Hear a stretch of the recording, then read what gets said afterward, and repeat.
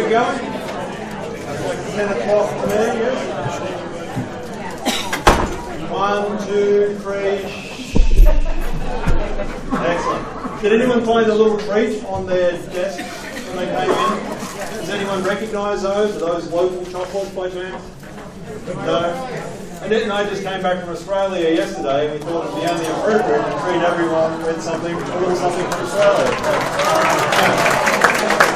You're welcome. You're very welcome. So let me know which one's the best, because there's a whole variety of different chocolates. I'd be curious to know which ones people like and which ones. Has anyone had the caramello one yet? Has caramel inside? Okay, that's one of my favourites. Excellent. So welcome everybody. Welcome to the Retired Living Through series. My name's Brett Janelle, and I'll be your host along with my partner Annette Janelle today. And today's topic is home health and in-home care. And it's great to see such a full room today, because I was a little nervous as to whether we would have good attendance at this topic. Just doesn't sound like the most exciting of topics. Reality, I hear someone say. So I'm so proud to hear that, because the whole reason we do these seminars is to help educate and empower and provide great information so we're all better educated when we need to make a decision about whatever it might be. And one of the biggest challenges that I find working with clients is a lot of clients are trying to make decisions during a crisis time. They haven't planned, they haven't become educated, a crisis happens and they don't really know what their options are about. And the whole idea of starting these seminars about 3 years ago was to provide great information so people could be better informed. So when they did need to make a decision for a loved one or themselves, they had a lot better information on which to base a great decision. So I think today's topic is really important because as we age, our health changes. When we're in our 20s, we don't even think about our health. We're all perfectly healthy. As we get older, the body's not quite the same as it was when we were 20. Hence how this topic came about. But someone asked me, I guess just before we went to Australia, maybe it was the end of this seminar last month, is why are we doing this topic? What has this got to do with real estate and downsizing, which is what Annette and I focus on. Help people go through the process of where to live, what to take, the moving, the unpacking, disposition of things that we don't need anymore, the sale of the house. What has that got to do with home health and home care? Well, one of the big things that people are asking us about is, where do I move to? Or if I'm to move, when would I move? Or what are my options as far as where to move to? And all of that comes down to people that we work with really wanting to have as much independence as possible. Does everyone want to stay independent as long as we possibly can? That's all our goal. We don't want someone telling us what to do. We want to be in charge of our lives. So it's part of helping people trying to decide whether they should move or not. Part of our responsibility is to be well educated to give them other options. So I guess half the people Annette and I meet with that are thinking about downsizing, we end up talking them out of downsizing and just staying where they are. Because they're thinking they need to move because of health or physical condition or whatever it might be, but sometimes there's other solutions just to age in place where they are. Maybe not forever staying where they are, but maybe they can stay there another 5, 10, 15 years before they need to think about independent living or assisted living or whatever the case may be. And then there's other people who are moving to independent living for other reasons, and that's a different decision. But by knowing more about in-home health, in-home care services, home modifications, grab bars, changing out steps and so forth, there's lots of things we can do to be able to stay where we are. So hence why we thought it was important today to talk about this topic, so you're better armed in terms of, as we age and need different services, what's available here in our community. I'm sure I'm beginning to say something with my little notes, having just got off the plane and being a little jet lagged. My thought may not be as clear as normal. Oh, I did want to ask one question. We're always just curious, who's here for the first time today? Can I just show of hands? Oh my God. A lot of you people. Great. Well, thank you so much for coming along. Welcome to being here.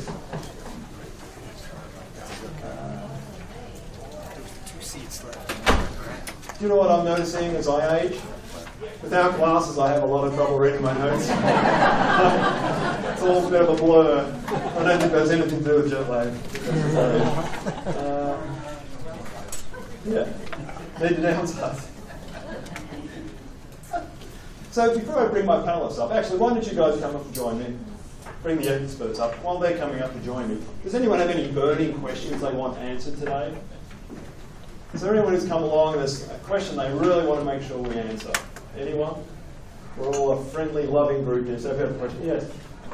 Actually, can I grab the microphone? Sure. Thanks, Is care insurance really worth the price? Is long-term care insurance really worth the price? That's a great question. Anyone else? Burning question? We'll make sure we answer that one. One down the back. We'll just take 2 or 3 questions. If you have long-term care insurance, who determines the people who come to you for home care? Is it the insurance company, or are you on your own to pick whoever you want to pick? Another great question. I know Ryan will be able to answer that. One more? Anyone else have one question? One down the front. Will you address the cost and the restrictions in using home health care and home care, and what's the relationship with, the health insurance plan? Who makes the decision? Great question, Elsa. I won't, but they will. Yeah. I know they can answer that. So let's just jump right in. Let's start with you, Tamara. Could you just introduce who you are, a little bit about you, and why you might be here today? I sure can. Can you hear me okay? Yes. I'm not very good with microphones, so I'm going to do my best not to drop it or talk too loudly or too quietly, so please let me know. My name is Tammy Malley, and I am the Area Director of Sales for Kindred at Home, which is our skilled home care, and we'll get more into that. I've been working for Kindred, which was formerly Gentiva, if you recognize that name, anybody, for 11 years. 11 years at the end of this month. So I hope I can answer all your questions and shed a little bit of light on what our services can provide you and your family members. Thank you, Jen. Ryan? Good morning, everyone. My name is Ryan Hart. I own Amada Senior Care. We are an in-home caregiving agency based in Reno. I started the company about 3 years ago, and it has grown substantially. We now have about 160 caregivers on staff in a matter of 3 years, so you can tell what the need is out there. Thank you, Ryan. Everyone's wondering why I'm looking under this little curtain here. I'm trying to find the mouse clicker. Behind the curtain. Who sold the mouse clicker? Oh, it's always a space bar, I guess, will work. Did everyone turn off their phones too, by the way? I noticed the last couple of seminars we've had quite a few phones buzzing. And I have a great idea. I'm going to start fining people $10 if their phone goes off. $10, you heard me. This is my seminar. I get to make up the rules. And it's going to go to my favourite charity that you're going to hear a little bit about, a thing called the Heart Foundation. And Ryan's going to tell us a little bit more about that later. Music? One freebie. So I'm going to ask you, it's obviously voluntary, but to donate $10 to the Heart Foundation, your phone should go off. Hopefully that'll make your phones go off. So my very first question that I'd like to explore with both of you, and maybe starting with you, Tammy, is what is the difference between home health and in-home care? Because there is this kind of misperception that they're one and the same, like hear them used interchangeably, and they are different. So if we start with home health, what does that look like? Absolutely. So home health with Kindred or any of the other home health agencies here in our area, Northern Nevada, provides skilled care. So we have registered nurses, physical therapists, occupational therapists, speech therapists, medical social workers, and we go into our patient's home to provide skilled care under the order of a physician. Normally, I'm not sure how much in detail you want me to go, but until you tell me to stop talking, I'm going to talk. We provide our care under the order of a physician. So we go in and normally will receive our patients or referrals for our patients from hospitals, from skilled nursing facilities, post-acute facilities, rehab facilities, also from physicians. So physicians can directly refer, primary care physicians, specialists. Anybody can refer a patient to home health for skilled care. But we always provide our services under the order of a physician. That's great. I'll drill down. I know we're going to go into more detail, so. Ryan. So in-home care is not Medicare funded. That's the biggest thing. So we go in and we provide assistance with activities of daily living versus skilled care where they provide nursing, occupational, physical, and speech therapy. We do not do any of that. We provide assistance with non-skilled things. So things like dressing, feeding, assistance with ambulation, transferring, things like that. That's what we do. We can do anything that is not medical. That's the biggest thing, is we are considered non-medical. So let's just drill down that. So you said not covered by Medicare. So Not yet. Not yet. So with home health, is that covered by Medicare at all? Yes, it is. So skilled home health is covered 100% under your Medicare benefit. We also are covered under most other insurances. Your commercial insurances and Medicare Advantage plans will have a home health benefit. Most Medicare Advantage plans will also cover, because they're providing like benefits to Medicare. So my experience with our payers here, our Medicare Advantage payers here in Northern Nevada, Prominence, Humana, Optum, which was Senior Dimensions, Senior Care Plus, those plans will all have a Medicare benefit, and they will cover 100% of our services. The only difference between those plans and the Medicare benefit is that those plans will require us to get authorization for the care that we're going to provide, and the authorization may, it may be limited. We'll get authorization for a few visits, and then we'll need to get authorization for more visits. Under Medicare, and this may be going into a little bit too much detail, but I think it's important for y'all to understand, under Medicare, straight Medicare, we can provide services for a certification period of 60 days.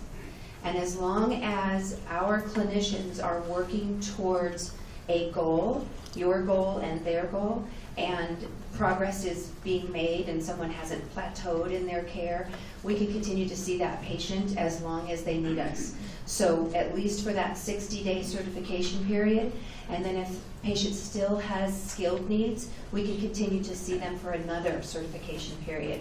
We've had patients on service for skilled care as short as 2 weeks and as long as 2 years.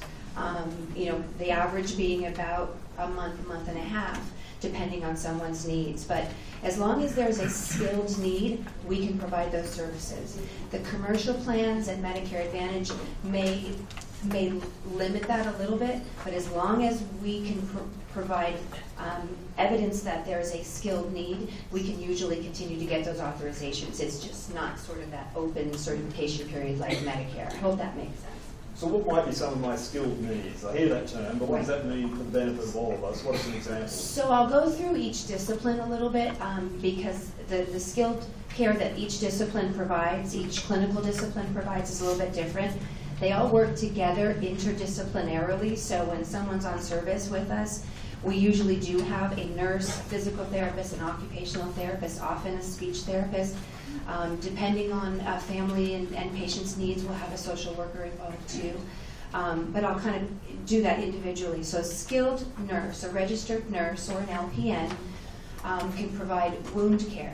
They'll do medication reconciliation. They'll do medication management on our first visit and then on every other visit that we see a patient.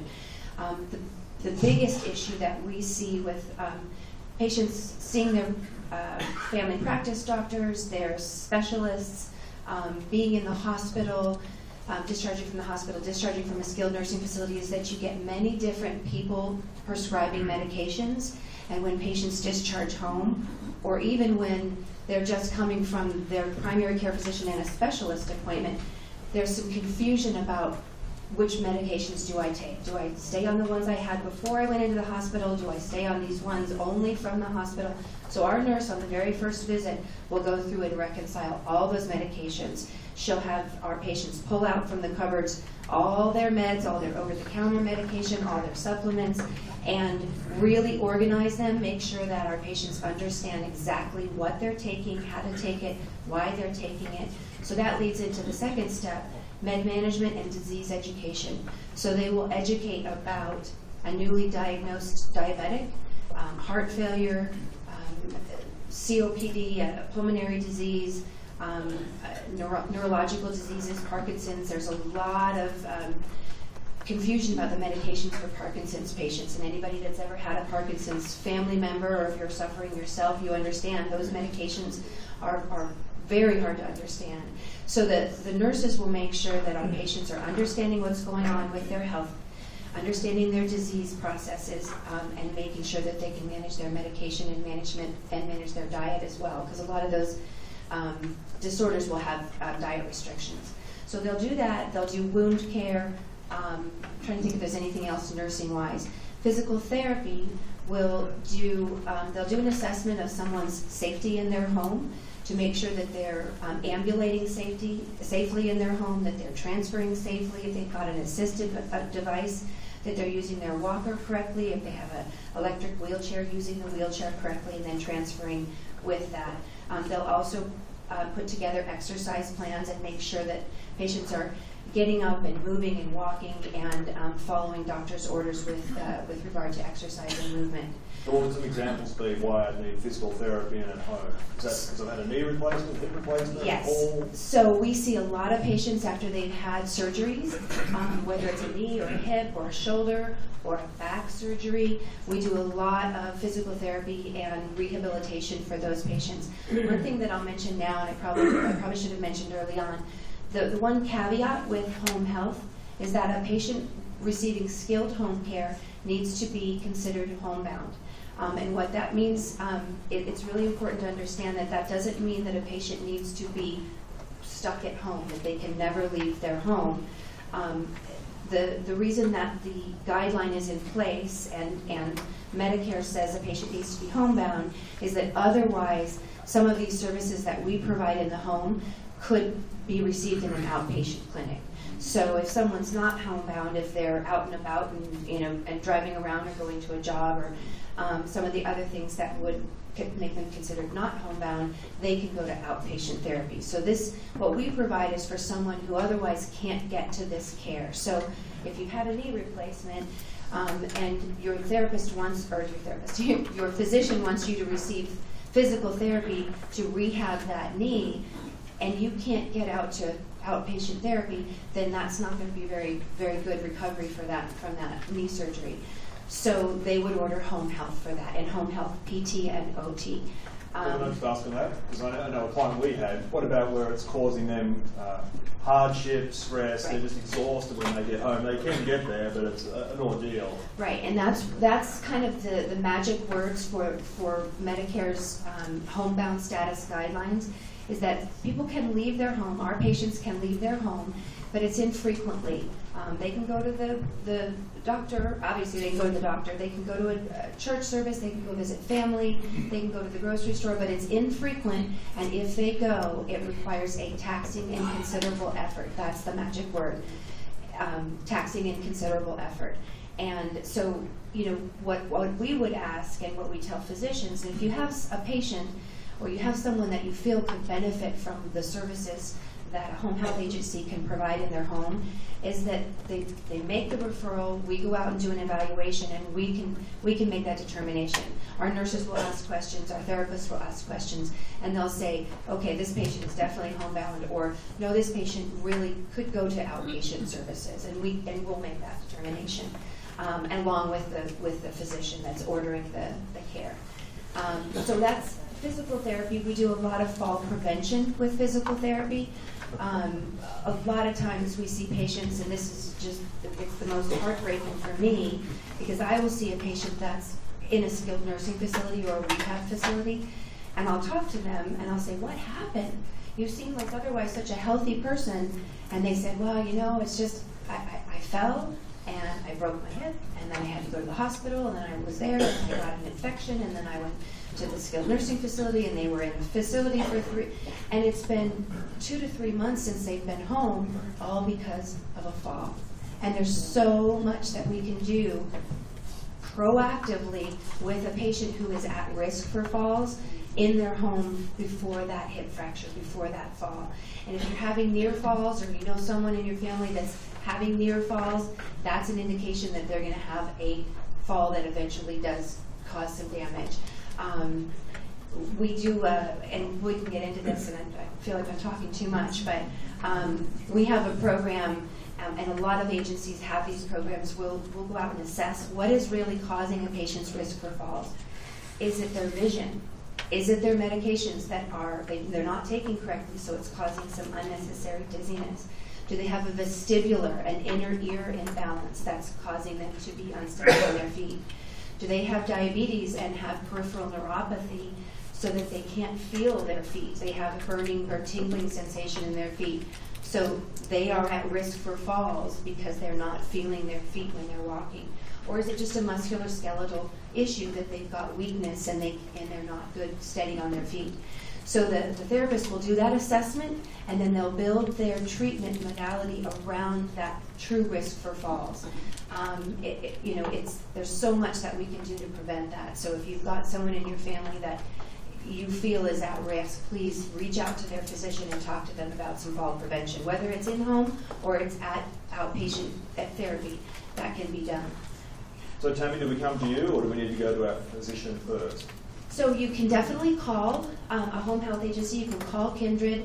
What we would do then is reach out to the primary care physician and say, hey, we've got so-and-so that is interested in an evaluation for home health benefits, home health necessity.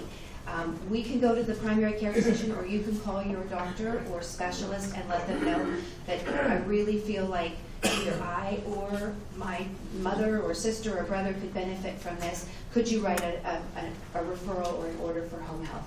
It's really simple. Right. Yeah. The only other two things that I'll talk about, the OT, occupational therapy, because there's some confusion about occupational therapy. What is that? It almost sounds like getting someone back to work. It's not, although we do that. Occupational therapy is working with, similar to kind of what Ryan was saying, working with a patient to help them with activities of daily living. We're going to make sure that a patient that is coming out of the hospital or out of rehab is able to kind of do the things that they need to do to take care of themselves and remain as independent as possible in their home. An occupational therapist will work with patients with lymphedema, and they'll work with patients with low vision. So Kindred has a low vision specialty program that we've got a low vision master trained therapist that will go in and assess what someone can see in their home, and then make home modifications, and that's what a lot of occupational therapists do. They'll modify someone's home to give them the tools and the resources they need to help them stay as independent as possible. And then finally, a speech therapist. A speech therapist can help not only with swallowing and traditional speech therapy, but with cognition issues. So if we have a patient that is being referred to us because they may have some early dementia, or there's some concern about cognition, the speech therapist will assess and work with them for that. So that's kind of our disciplines and what we can do in the home. There's a myriad of things that clinicians can do to help patients stay independent and stay safe in their homes, dealing with progressing diseases as they get older. Thank you, Tammy. Yeah. That was a lot. I know it was. I'm sorry. No, you're good. That's all great information. I have more questions for you, but I want to jump over to you for a moment, Ryan. But before I do, so what we were just talking about is all covered by Medicare. Yes. Yes. So Ryan, we're going to talk about how do we pay for your services, but before we do, what services do you provide that someone from home health would not provide? Just so we can kind of understand the difference there, where you would come in. Or could we use home health for everything? Is there a... You cannot. We help with everything else. So meal preparation is something that home health cannot do. Some of them will do it as extra. Most of the time, bathing is something that home health does not do while they're in the home, and that's something we can help with. Anything that's considered an ADL, activity of daily living, that's where we kind of come in. And so we can do transportation, we can do medication reminders, we can actually do medication management. That's something we're licensed for. But we usually defer to them, and the nurses will do more of an in-depth medication management type thing. So anything that you can think of that's considered non-medical, we can do. We don't mow lawns. And we don't scrub baseboards, and I've had both of those questions before, but we can do a lot of light housekeeping. We can do laundry, linens, anything like that that isn't considered medical. Great, thanks, Ryan. I didn't mention the handout for the new people that are here. So everyone should have a handout. And on the second page, I believe it is, are myths. So we have a myth and then the truth, and there's space there if you want to write in additional information. So I think the first myth that's written down in your handout is this one: home health care and in-home care are one and the same. So if any of those differences are important to note down, then that'll be a good place to do that. But just, sorry, Pamela. I just wanted to say one thing, because I mentioned that our occupational therapists can help with activities of daily living. When we're seeing our patients, we're there for about an hour. Initially, the first visit is a longer one because there's paperwork and it's about 2 hours. But our visits are about an hour. So what we're doing with the ADLs, with the activities of daily living, is we're teaching a patient to do them themselves. Oftentimes, we have patients that are not going to be able to do things for themselves anymore, and that's when we would bring in a company like Amada and Ryan and his team, because we've got a patient that needs more than they're able to do for themselves, and that's where these guys fit in, because they can be there a lot more often, longer than we can. Yeah, and then we can. Before you go on, ADLs. Does everyone clearly know what ADLs are? Does anyone not know and would help? I see some heads nodding. Yeah. Can you just quickly run through the activities of daily living? What are they? Yeah, so bathing, there's 6. Widely considered the 6 ADLs. Bathing, dressing, feeding, that's hand-to-mouth feeding, bathing, dressing, feeding, transferring, toileting or incontinence care, and then, what am I missing? I always miss one. The last one is ambulation. Okay. Yeah, helping someone walk. So those are the 6 majors that everyone considers ADLs. Thank you, Ryan. Sure. So just going back to you, so I think we have a clear distinction now of the 2 different levels of services, or the 2 different types. The original question was, how do we pay for this? So Medicare, private pay. Yeah. And can you talk about private pay, how much? Yep. Industry standards, and then also answer someone's question about long-term care insurance. Not if it's worth having, but can I use that also to pay for in-home care? So probably 70% of my clients or patients are private pay. So they pay out of their own checking account or, via credit card or whatever. 30-ish% is long-term care insurance. So long-term care insurance does pay for our types of services. They also pay for her types of services. However, when we're using Medicare, it's kind of a moot point, right? We have ways of leveraging life insurance. And we also have ways of leveraging reverse mortgages to pay for our services. And then there's a VA, it's called VA aid and attendance benefits that can also help pay for both of our types of services. By and large, it's Medicare and then kind of everything else. That's kind of the industry standard. Okay, great. And then what are we looking at, like on an hourly rate? Not necessarily you, but just in general, what is the cost of in-home care? So in-home care can range anywhere between $25 an hour and $30 an hour. We charge somewhere in between, and then we go up if it's a higher skill level. If we're there 24/7, that gets pretty expensive, and we have to pay a lot of overtime, so we'll upcharge a little bit for that. But 25 to 30 is a pretty good range for in-home care. And then is there a minimum period? Can I just bring you in for half an hour or an hour, or is there? So my agency has a 4-hour minimum. There are agencies that will do 1 and 2 hour shifts. We have not done that because we went away from that because we cannot provide the consistency with a caregiver. And it's all about the consistency with our age demographic that we work with. Nobody wants a different face every time. So we have a 4-hour, 3-day-a-week minimum, so 12 hours a week. And then there's other agencies that will do 1 and 2 hour shifts. They typically charge more. They'll charge $50, sometimes $50, sometimes even more per hour if you're only doing 1 hour check-ins. Okay, great. And then just on long-term care insurance, when we touched on it, just from your experience, do you see that as something worthwhile, a good investment for a lot of people to have? And what's the alternative if they don't? Well, no offense, I think a lot of the folks in this room are probably a little old to be buying long-term care insurance at this point, unless you really want to pay out the nose, and then it kind of becomes not worth it at that point. What about adult children? Yeah, adult children, absolutely. we're not of the age. I think the wheelhouse for buying long-term care insurance is about 55. 55 to 65 is usually pretty good. But yeah, wonderful investment because I'll speak from a personal experience. My parents both live in assisted living. They both have end-stage Parkinson's disease, and they're living in different assisted livings at this point, but each of their bills is $6,000+ a month for assisted living, and their long-term care insurance covers every penny of it. So absolutely, if you have long-term care insurance, that's what we kind of specialize in. That's where we've kind of set ourselves apart a little bit.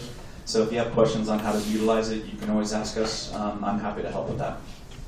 Yeah, Ryan is an expert at looking over long-term care insurance policies, so if you're wondering what your policy covers, I know you've helped many people do Yeah, this. yep. Yeah. So let's look at some additional myths then. So now that I have my little clicker, I feel back in control. So another myth we come across is I can handle it myself with little help from my kids and with help from my kids and maybe some friends. So why is that not a good thing to be relying necessarily on family? Some families work well and provide great support, but why is that not always a good option? Who would like to take that? I'll start, and then you can follow up. So, do you want your son or daughter helping you go to the bathroom? Most of the time that answer is no. There's a lot of personal care things that come into play with caregiving, and that's one of the biggest things. The number one burnout for any caregiving is family members.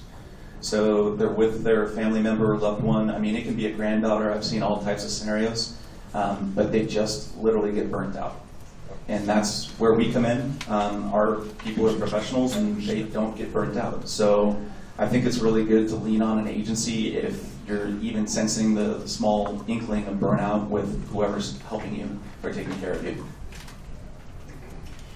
And for the skilled care, most of the things that we're doing, our family members and our friends aren't trained to do what we're doing because our nurses go through a lot of training just for their nursing license, but then the agencies will put them through additional training. We're going to be launching a new program coming up in a couple months, and our clinicians are all going to be going through an additional 20 hours of training for this one particular program. So they're specially trained to care for the needs, wound care. You just don't want someone doing wound care that's not trained to do the wound care. And the other thing is that a lot of times, especially with the therapy, we think, oh, I can, I'll just get an exercise program and I can help mom or dad with those exercises.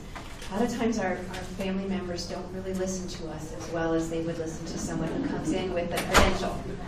I'm a physical therapist and I'm going to make you, adhere to this plan, and we're going to find a way to get you to follow the plan. We don't do that so well with our family members. Speaking for myself, too. Let's take a look at our next myth.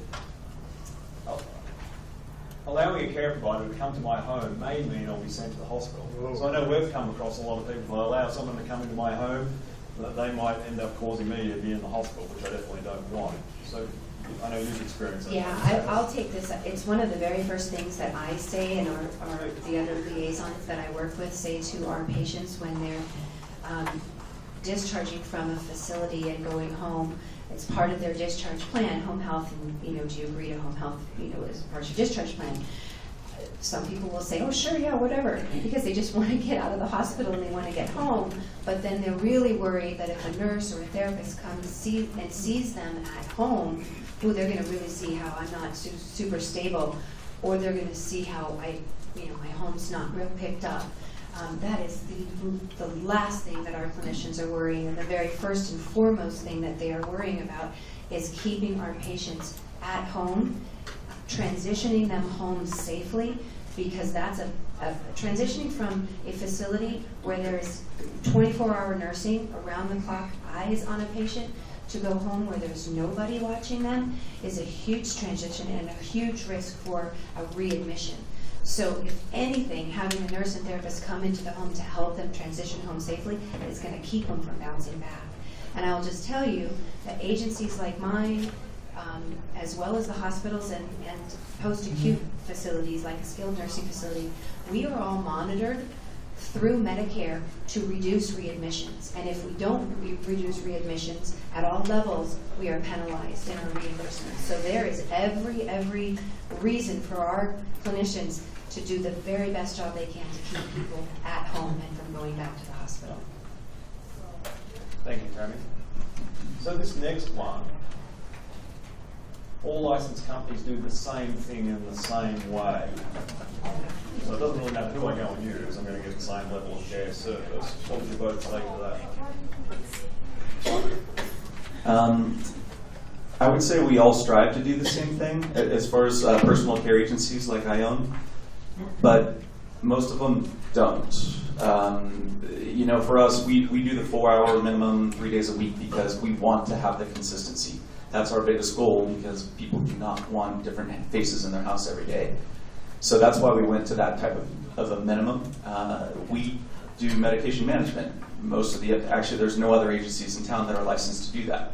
So we've seen that as a big need.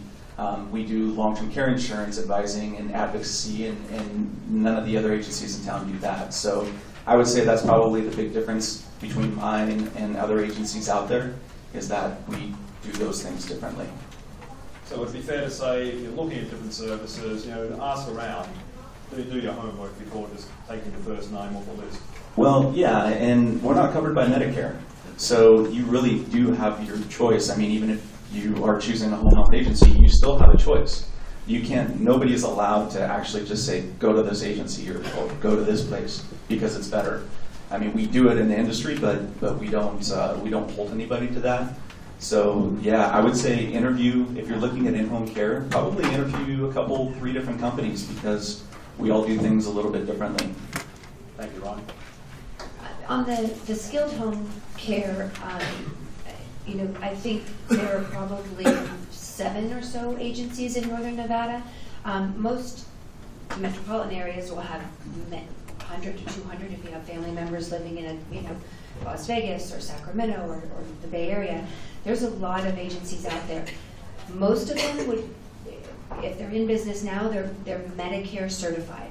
So there are certain certifications, and I would definitely look into that to make sure.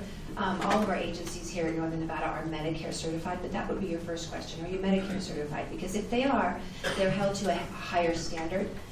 We're audited by the state, we're audited by CMS, we're actually audited internally as well. So there's companies that will take their the work that they do to a higher level as far as the standard that they require. But if they're Medicare certified, you can be sure that they're a good agency to work with.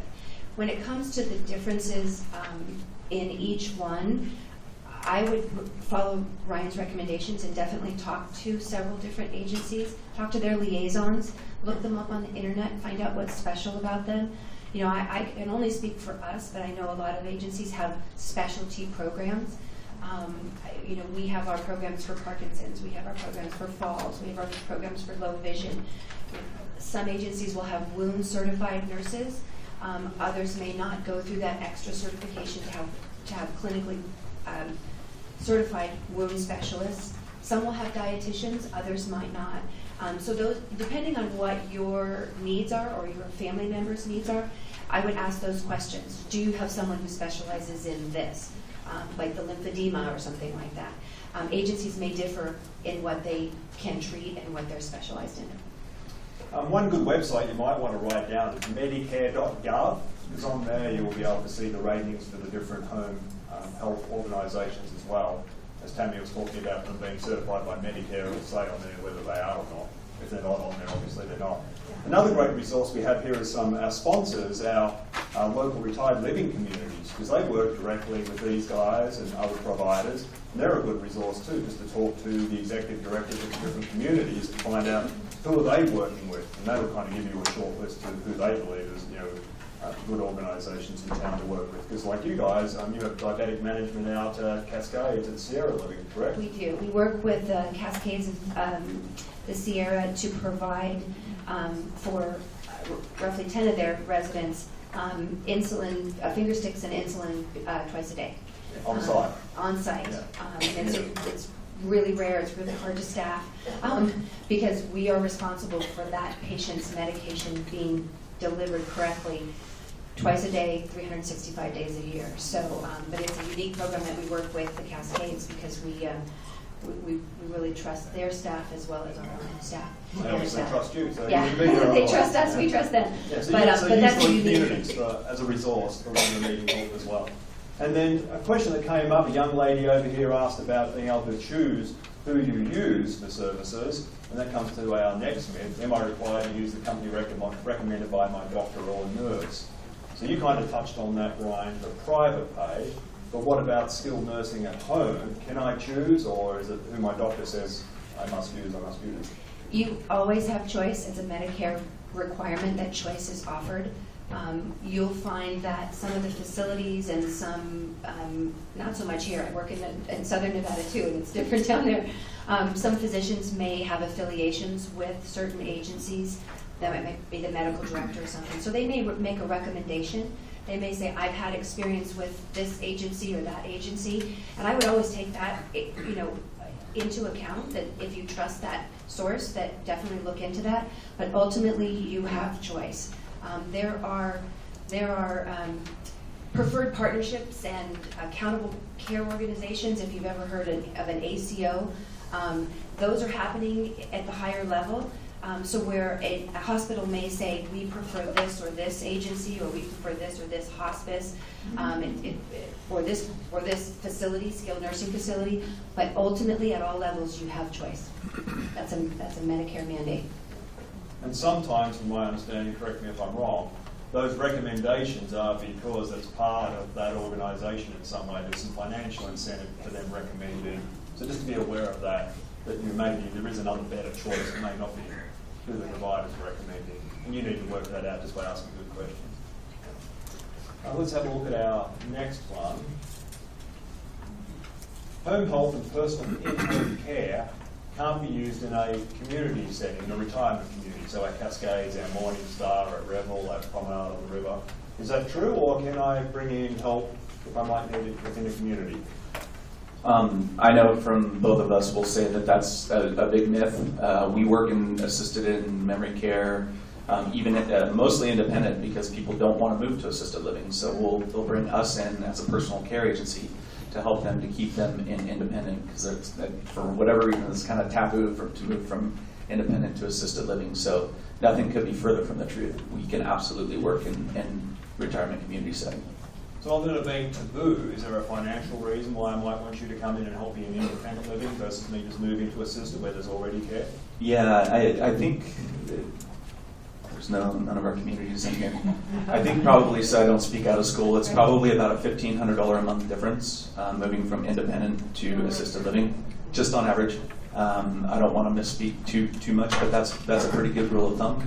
So if you brought us in and you're only paying us, $500-600 a month, then financially that makes a little bit more sense. And when does it not make sense? When you need 24/7 care, and that's when it makes more sense to move to assisted, because that gets really expensive from a personal care side. And just to mention something, even if you're in assisted, like my mother-in-law who is end-stage Parkinson's, she needs 12 hours a day of help, because if she doesn't have hands-on assistance, she falls. But she doesn't want to go, basically die in a nursing home, so she brings us in 12 hours a day. So I think you just have to, kind of weigh the options of what you need. And to mention something too, when we're there, you have one-on-one care versus having an assisted living. Even if you're at an assisted living, you have one person maybe roaming a whole floor. And so they're trying to take care of 25, 30 different people. And so if we're in there, then you have one-on-one care. So that might make more sense to some folks. So I could just bring you even in assisted living in for that 4 hours 3 times a week for some additional. Absolutely, one-on-one. absolutely. Even in memory care, that's really popular for us to come in, because people want the one-on-one care. Thanks, Ryan. Tammy, did you have something you wanted to? If you can just hold, is that a question back there? We'll just hold questions till about 11 o'clock, then we'll take all the questions. That's all right, don't worry. Oh, and my wife's. Thank you, Annette. You had something you wanted to add, Tammy? Just as far as the skilled care, independent living, assisted living, any kind of a senior living community, we absolutely can provide that care there. We work with almost every single community in town. One of the things that is really important to understand is if you are moving a family member into a senior living community, that move alone is taxing enough that can cause someone to have some problems. So we are often brought in just to give an extra set of clinical eyes, medical eyes on that resident as they're transitioning for the first time into that community. We see a lot of patients the first time. We do the same thing all the time. Yep. Transition. Great, thanks guys. So I can save money by hiring a caregiver outside of an agency. I can just maybe go onto Craigslist or talk to my neighbour. Don't laugh, it happens all the time. All the time. So why is that not a good idea to do it on our own and see who we can find? Brad, I'm so glad you asked. So the big thing is people don't understand that they're opening themselves up to huge liability. So you bring in a caregiver from your friend or whoever and you pay him and everything's great. We're saving $10 an hour because we hired someone from Craigslist. The second that person slips in your shower while trying to help you get a shower, guess what you're open up to? Workers' comp. So I had a family that basically let us go because they wanted to save some money by hiring a private caregiver. Caregiver came in, they found her on Craigslist, of course, and she was trying to help the person she was taking care of from a fall in a shower. Ended up twisting her knee, having some major knee problems. The family gets a bill 6 months later for $50,000 for workers' comp. These private caregivers are not insured, they're not bonded, and they definitely do not have workers' comp. All of that stuff falls on the family as liability. So you think you're saving money up front, you're going to be really bad off in the end if something should happen. And any kind of theft or anything like that, you're totally on your own. When we have things like that happen, and we've had it happen very few times, but I mean, these people are working unsupervised, I'm the first to get in there and figure out what's going on, and you know, I'm required to pay the family back if something gets stolen or lost or whatever. So just know that you're opening yourself up to huge liability if you hire privately. Yeah, and you're also doing screening, background checks, etc. before bringing someone Yeah, on. background, state and federal background checks are done. That's required by the state for us to do. We have to carry workers' comp, we have to be bonded, and we have to be licensed. All those things require that. We actually drug test. So you have to think about, you know, some of these folks that are in hospice situations and stuff. There's a lot of narcotics floating around, right? So we absolutely are required to report all of that stuff, whereas a private caregiver is not required to report that type of thing if something were to happen. Or if they see elder abuse, any kind of elder abuse going on. Private people aren't required to report. We are. They don't have to report what they're stealing in terms of the drugs? Yeah, they don't have to report. They're not required because they're not licensed. Cool. Trying to be funny. You're funny, Brett. Thank you, Ryan. So what haven't I asked you to before we move to question and answers that I should have asked? Anything I've left out? I can't think of anything. I feel like we've covered. Yeah, same here. Okay, good. Hopefully. I think we've covered I'm sure we'll get a lot of questions. Hope so. No, I think you've covered it all. I don't think there are going to be any questions. I can spend the next 30 minutes talking about my wonderful vacation. Are we ready? Well, just before we jump to questions, I just have a couple of things I want to cover. So one of the things we commonly hear people saying is, I am not ever going to go to a nursing home. I'm not going to a nursing home. Has anyone ever said that to themselves quite in their mind? I'm not going to a nursing home? What usually happens when we say, I'm not going to do something? Has anyone had any experience with this? I'm not going to crash into the tree. I'm not going to trip over this rock. What happens to us? We end up doing what we said we're not going to do. So it's not very good reinforcement. Not is not a good word. We end up usually doing what we say we're not going to do. So I thought we would come up with something a little bit better. We can all repeat this together. This is going to be like our mantra. I'm going to surround myself with people who can help me live the best life possible. Right. Is that a better way of saying it? I'm going to surround myself with people who can help me live the best life possible, for whatever that might look like. So make sure you use the resources that we bring to these seminars.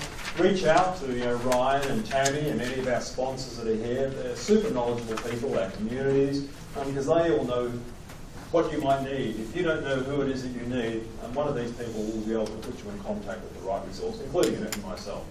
And that's what it's all about, having what we need around us. So something very dear to my heart that I would like Ryan to talk about. I mentioned my favourite charity, and if your phone rings, you're going to be making a donation on my behalf to the charity. And the charity is called the Heart Foundation.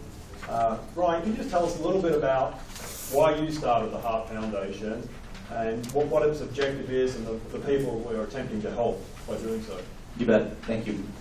So as many of you know, my last name is Hart, Ryan Hart. So probably about a quarter of the folks that I meet with on a daily basis, and we meet with 15 to 20 families a week on average. I'm usually the one that goes out and meets with them myself. They simply can't afford us. Or you have a worse situation, and I tell this story quite often. I was visiting a lady that was just taken in on hospice because she was just diagnosed with brain cancer. And there's not a lot that the hospital can do, so they usually discharge them before they're ready to go home. Well, this poor lady, she was in her 90s. She was going home to basically die alone in a motel room. And it just broke my heart. So I started this last year, and I finally just got IRS 501c3 clearance. And excuse me if I get a little teary, because this is very, very proud of this. We're going to raise money to provide free caregiving to people that can't afford us. And a big focus is on veterans, because I have a soft spot in my heart for veterans. And pretty much any senior that qualifies, we're going to be fundraising under normal circumstances, and then we're going to be going for pretty big grants and stuff from large corporations. So this is going to be huge for our community, and I have some information on it out there. Actually, Brett and Tammy are both board members, so it's kind of nice that Brett let me talk about it for a second. So I can answer any questions on that after the seminar if you guys want. All right, thank you so much. Thank you guys. Thank you very much. No, I'm cheerio. It's going to do a lot of good in our community. Just upcoming seminars before we go to question and answers. A lot of you who were here back in, I think it was March, we did communicating with adult children. Who was here communicating with adult children? Well, yeah, a lot. Keep your hand up if it was helpful. Hands up if it was helpful. Yeah, a lot of people. Excellent. So Shemaine, who was on stage with us during that particular talk, is actually doing another seminar at Ollie. Who's familiar with Ollie, the Osher Lifelong Learning Institute? Who are members? We have members here? Yeah, a lot of members. If you're not a member, I'd encourage you to join. Can I just say something? Yeah? You can't attend that unless you're a member of Ollie. Yeah, I'm getting there, but thank you.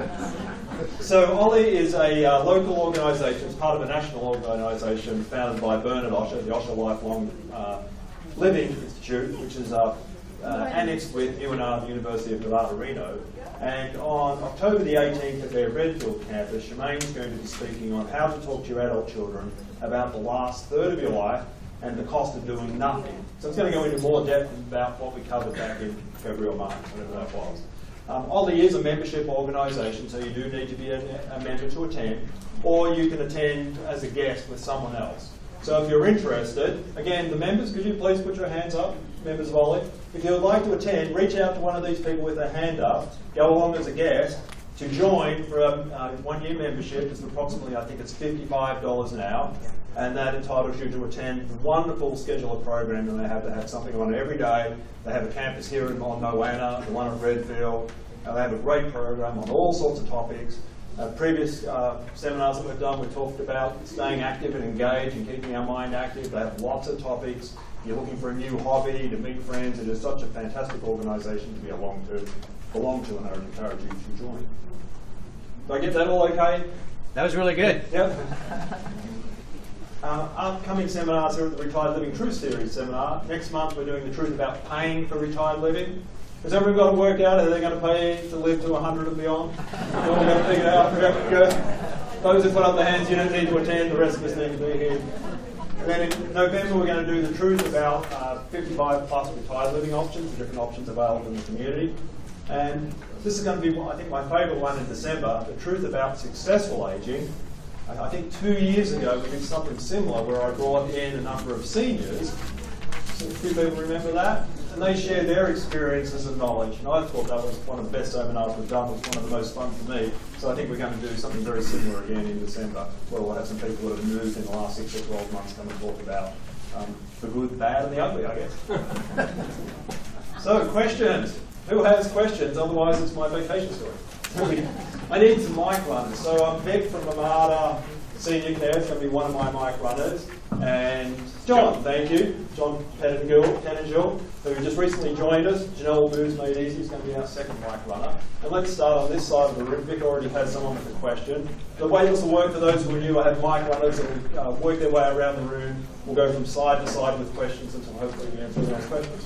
Down here. Well, my question's for Ryan. And my question is, how does long-term care insurance view in-home care versus facility care as far as reimbursement or? So as far as long-term care insurance, everything is very policy specific. Every policy is so different. I've seen policies that cover only skilled nursing or nursing homes, what they called it back then. And then I've seen ones that cover the gamut. So most policies, I will say, cover us in-home care. They'll cover skilled nursing of some sort, and they'll cover assisted living and memory care. They do not cover independent living, okay? And I will tell you, because I know this from experience, if you're living in assisted living and then you need to bring in additional caregiving, most policies will not pay for both. So there's a qualification process. There's a nurse that will come out and do an assessment from the long-term care insurance company. And if they deem you necessary to receive those services, then they'll approve the claim. So it's just policy specific. Well, what if it, like, as I understand it, I have a per diem policy. So how does... So if you have a per diem policy, which almost every single one is set up that way, they'll pay a certain amount per day. So if you have $100 that they'll pay per day, then that'll pay for 4 hours of our service. It's really that simple. If you take that $100 per day and times it by 30, then they'll pay $3,000 a month towards an assisted living. Okay? Does that answer your question? It does. Okay. Thank you, Ryan. Over to this side. Where's their mic? You mentioned long-term care insurance earlier. My understanding that they will only pay if the individual is in a facility where there's 24 hours, 24/7 nursing care. If you do not have that, does that exclude you from an individual having that insurance? That's another myth. Absolutely not true. No.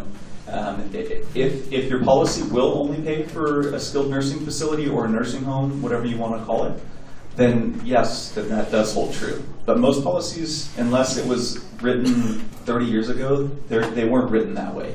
They were written so that you could get any kind of service that you needed.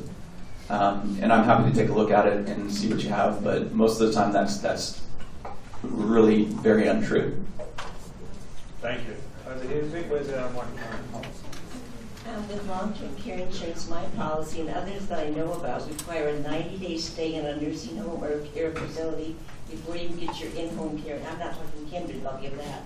But in your care facility, is that usual? Is there any way around it? It seems kind of excessive to me. We have ourselves another myth. Yeah, not true. So what you're talking about is called the elimination period. That's the time that the insurance will not pay. But it is not required that you have to be in a nursing home or assisted living. It can be in-home care. That every day that we're in there counts towards that 90 days. I just talked to my agent. He told me you have to be in. I had read the policy. Yeah, the policy's true. Where's Jim Mormon? He's not in here. Good. Most agents don't know what the heck they're talking about. I swear that that's true. So you need to have somebody that knows what they're doing, advocate for you. And actually, when I go in and do a long-term care insurance assessment, I actually sit in front of the family and I call the insurance company if it takes an hour or 2 hours and we vet that stuff. But I've never heard of a policy like that. So yeah, another myth.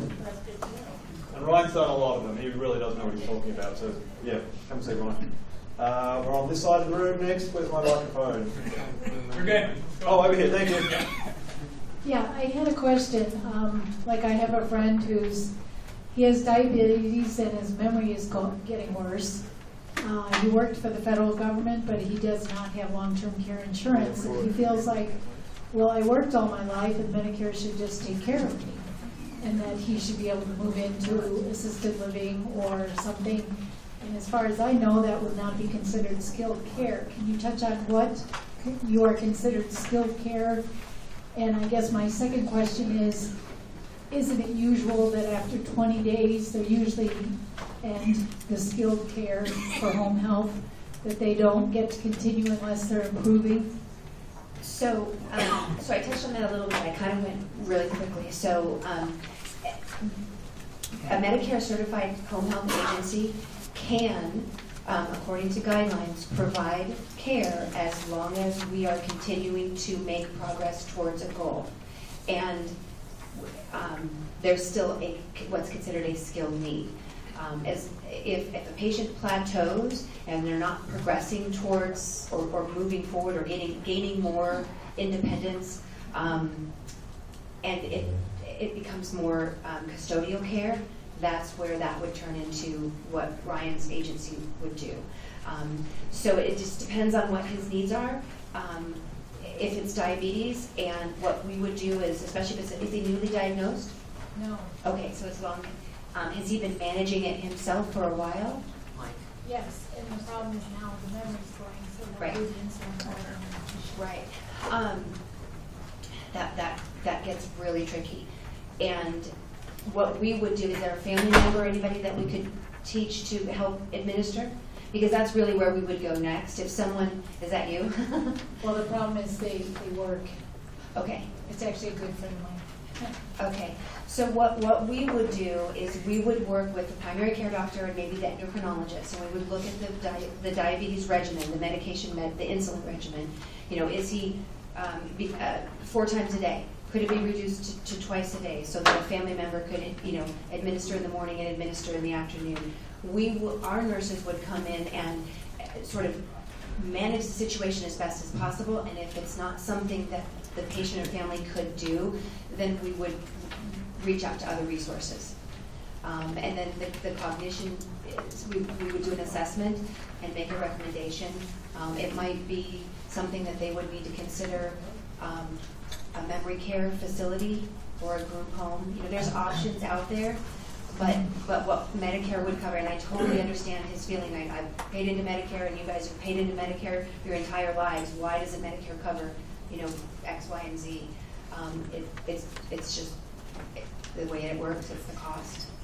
Tammy, could you maybe see Tammy after? Yeah. Maybe she could help with some resources and Absolutely. so forth. Yeah, kind of one-on-one. Yeah. That'd be great. And so we're going to jump to this side of the room. Who's got the microphone?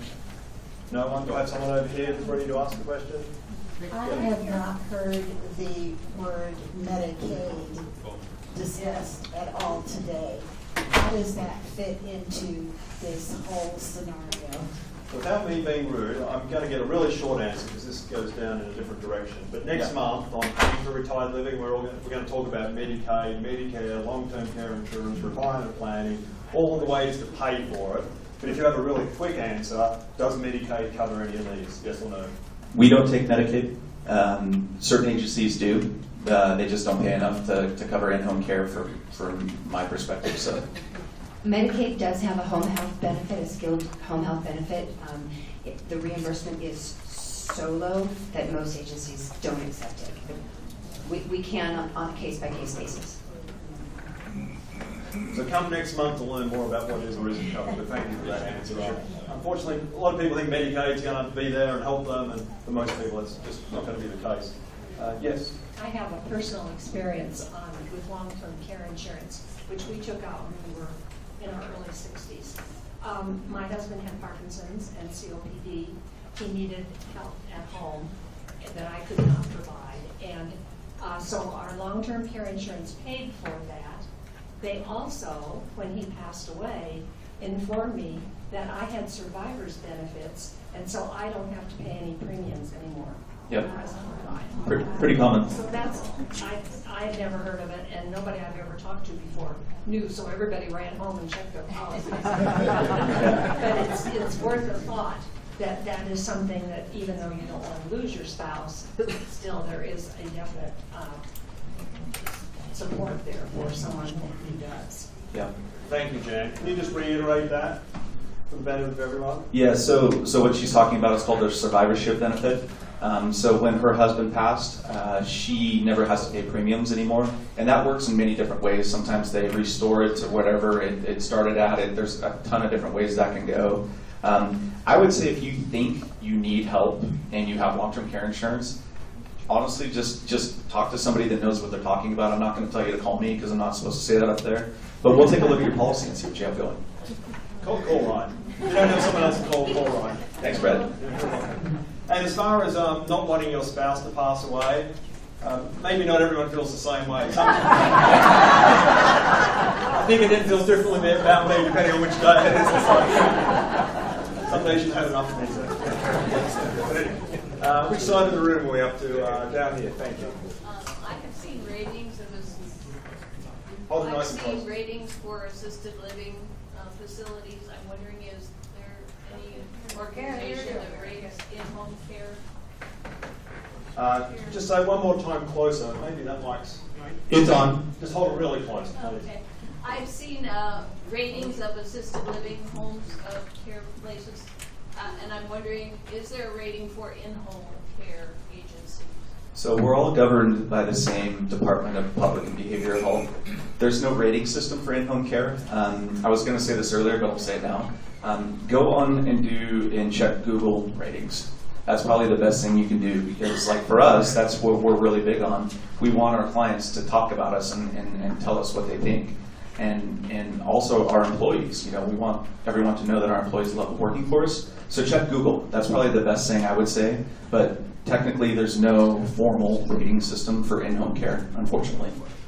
We can all get A+ through Better Business Bureau. I mean, that takes $150, and that's really all it is. So I would say don't always trust that, because honestly, that's what it is. It's $150 and you get an A+ rating. Yeah, no, that's so true. And the other one, other than Google, Google's a great one, Yelp's another one. I know you guys are into Yelp, but Google's really good. And then our communities, our sponsors here, any of the retirement communities, all use in-home care, such as Ryan's company. Ask them, who do they use, who's good? And you'll hear the names come up that are good, and the names you don't hear are probably not so good. Over here, yes. Yeah. Ryan, you mentioned that you could pay with a life insurance policy. How does that work? Yeah, so what they do there, and that's kind of a last resort, to be honest with you. They convert the death benefit, and then they basically give you half of what your policy's worth.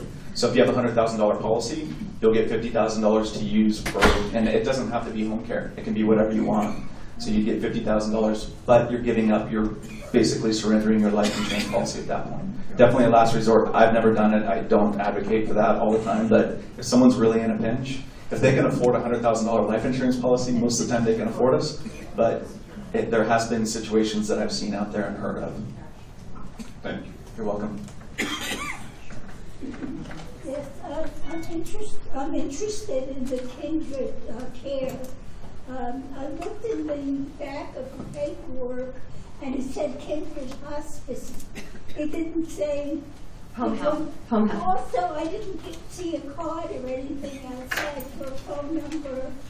I put some brochures on the table next to Amada's and next to our hospice.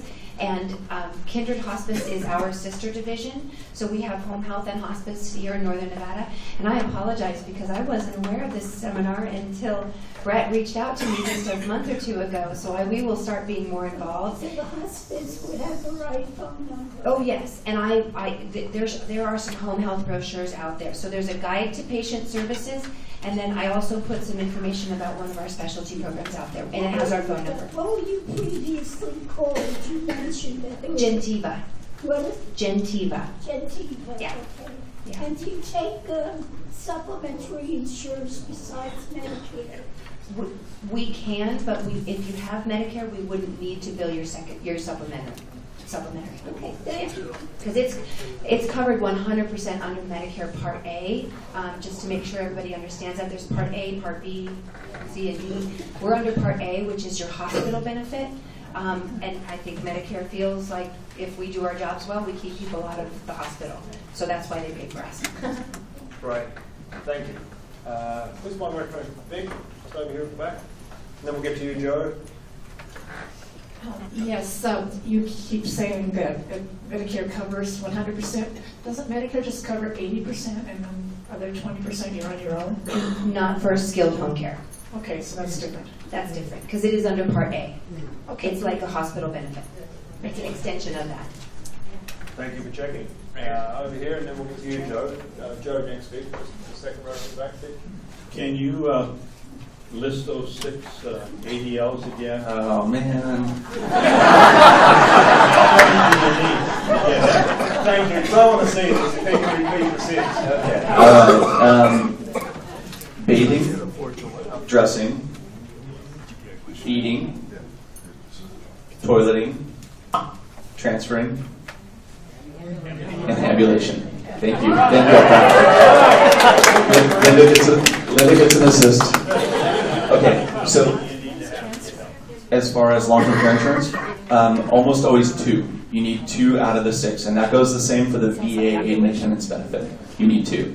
I've seen policies that you need 3, but I would say 95% of the policies out there you need 2, and those are really easy to get, honestly. Joe. Ryan, can you hear me now? Yes, sir. Okay. I was really wondering how you hire people, what you look for, what sort of credentials. I'm pretty sure in Tammy's case, they're medical people, et cetera, but I'd be really curious to know what people in your business do. You know, we look to see, can they fog a mirror? And if they can fog a mirror, then no, I'm just kidding. We look for, so the biggest thing we look for first and foremost is, do they have the heart? Do they have the heart to do this? Because it's a tough job that they don't get paid enough money for. When we're interviewing them, if they passed a background and they passed a TB test and a physical and all that stuff, then we put them through a skills assessment. If they come to us with 15, 20 years of experience, obviously they have the skills.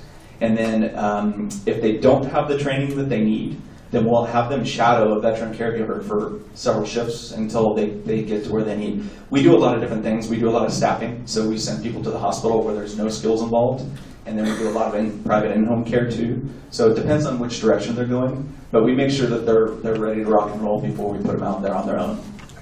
Yep, and again, federal and state background check, they have to pass both of those, and they have to pass a drug test as well. Thank you.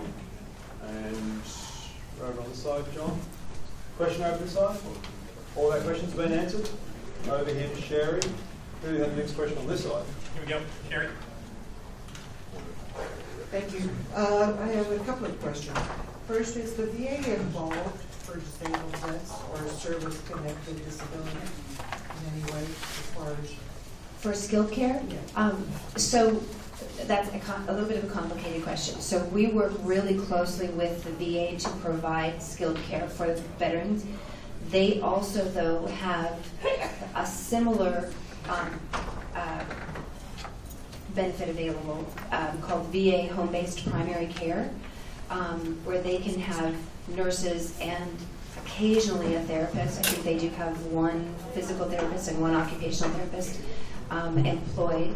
The problem is there's so many needs that they reach out to us to bring our services on. So if that happens, and a veteran only has veteran benefits, we absolutely can see that. We have a contract for that. If they have veteran benefits and Medicare, we usually bill the Medicare benefits to save VA benefits because it's covered 100% under Medicare, and they've paid into Medicare and they ought to take advantage of that benefit. So we can do it 2 ways. Is that what you're looking for? Okay. And my second question is, what happens if an assisted living place is sold? I've known people that had a contract to go into an assisted living. It was sold to another party, and their original contract was 4 years. Are you talking about a resident that's living at the assisted living facility? Yeah. One that's going to be living at an assisted living place. And the assisted living sold, so then they voided that contract? Yes. do they give, I would think that, I mean, it's a different world than mine, but it would be my understanding that they would want to have that resident there. So I don't know why they would void that contract. That seems, they might have to sign a new one with the new owners. I don't know, but that shouldn't affect either one of us as far as the services that we're providing, because we're not in contract with those assisted living facilities. We're guests in their home, basically, providing the care that we provide. So we're not affiliated with any of that contract stuff. So that's unusual. I'd ask one of the folks from the communities. Yeah. Yeah. I don't think we've had one sell here in a long time. Was it a small, like a group home, a smaller one, or was it one of the big? No, it wasn't really big. It's down in Gardendale. Oh, okay. So was it a Brookdale that became the chateau? Yeah, there Okay. used to be something else before. Yeah. There've been a couple different things. Yeah. I would think that they would need to just sign the new contract with the new owners, but most of those communities want the residents. They need to keep their rooms, their beds filled, so I would be really surprised if they wouldn't want that person to stay. Thank you. Any last questions before we close off? This is highly unusual. You guys must have provided such great information. You've already answered all the questions. Another question over here. And while we're getting over there, if you could all just complete your evaluation forms before you leave, we'd really appreciate that. You can leave them on the tables or pass them to Annette or Alexa as you leave. Please, please, please, if you're registering for the next upcoming seminar, please check the box. But more importantly, make sure your name is on the form or you stuck your name tag on there. We must have, for this seminar, we must have had like 30 forms. People had ticked the box saying they're attending, but we didn't have their names. And therefore, we couldn't have a name tag. So please help us help you. It would be great. Question over here? My question's actually, Brad, if you could do one on VA benefits, and if they would be covered, it seems like their benefits have gotten Could we cover? decreased. And Okay. if they would actually, what you was mentioning, a lot of that decreased for a home. So this sounds like there's been some reductions in VA benefits by the sound of it. I wasn't aware of that. Would it be helpful on our panel next month if we had someone be able to talk about VA benefits? You have to see multiple hands. So I'll do my best to have someone specifically talk about VA benefits next month's Truth About Paying for Retired Living. So thank you all so much for being here. Can we have a round of applause for you being here? Tammy and Ryan are going to hang around. If you have specific questions, feel free to come up and ask.